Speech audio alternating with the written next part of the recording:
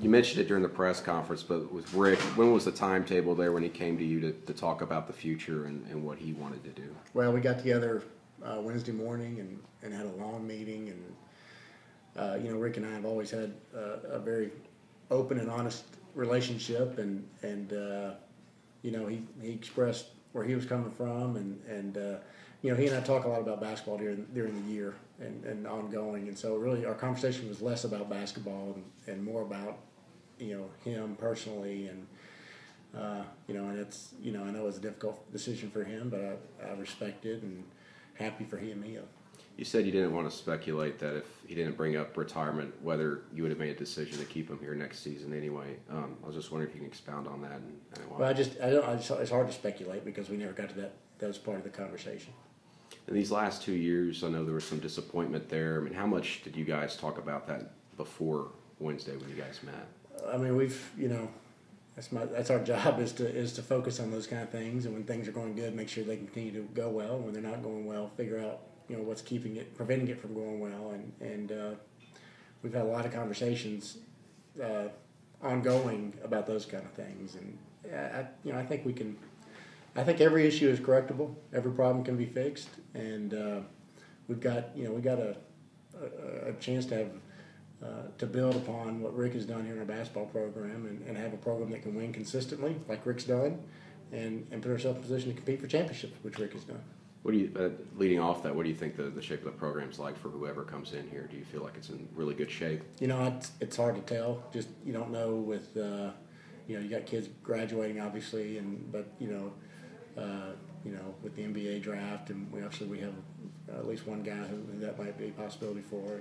So and we got to finish up recruiting, and obviously hiring somebody as quickly as possible is important for that. So, I'd like to think that from a facility standpoint, we're in great shape. I think we've got some talented young players. You always want more, and so hopefully we'll have the building blocks going forward. I mean, your track record so far, you've hired assistants, but I know you mentioned earlier that you're not going to be bogged down by that, and you'll be looking everywhere, assistants, head coaches, and people might actually be playing in the tournament still. Yeah, we want people who work hard, are competitive, who are intelligent, and understand how to sell and get people excited about our program. And I don't care if that's a head coach, assistant coach, they're at a big school, if they're at a small school.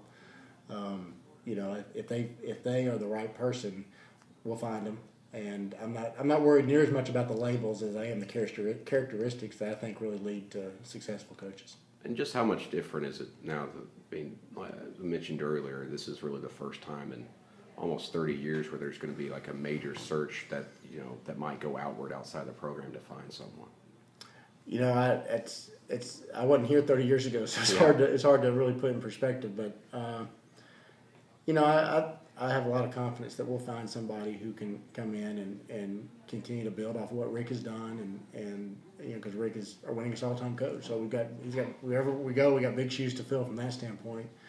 But also put a program in place that's where there's a culture of discipline and accountability and respect, and also I tell all of our coaches and all of our student athletes when they come in that it's my goal that when people step on the court or the field or the track against a Mississippi State team, that they're taken aback by our level of intensity and our approach and how competitive we are, and usually those traits start at the top and who you put in that head coaching position. And it's important that we find somebody who can deliver that message.